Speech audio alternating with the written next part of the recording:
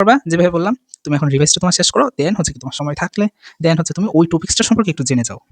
Just এতটুকুই। আর এখানে আহামরি তেমন চিন্তা করার কিছু নেই। কারণ হচ্ছে এবার তোমাদের বলে দেওয়া হয়েছে তোমাদের 50 মার্কসের কোয়েশ্চেন আসবে এবং হচ্ছে কি তুমি 50 মিনিটস সময় পাবা।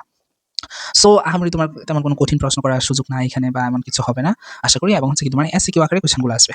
সো তোমার ১ অথবা ২ মার্কসের ভিতরে যা আসে ওইগুলাই নরমালি আসবে এবং রিটেন পার্টটা সম্ভবত ৩ থেকে ৫ মার্কসের মধ্যে ভেরি করতে পারে।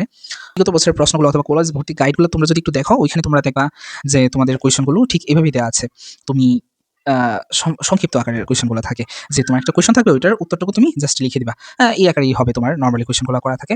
সো তোমার হচ্ছে কি তোমার 50 মার্কসের কোয়েশ্চেন হলে তোমার এখানে দেখা যাবে 40 মার্কস সিওরলি বলা চলে যে তোমার এসিকিউ আকারে আসবে এবং হচ্ছে কিছু শূন্যস্থান আসতে পারে যেমন বায়োলজির ক্ষেত্রে অথবা ফিজিক্সের ক্ষেত্রে কিছু শূন্যস্থান আসতে পারে।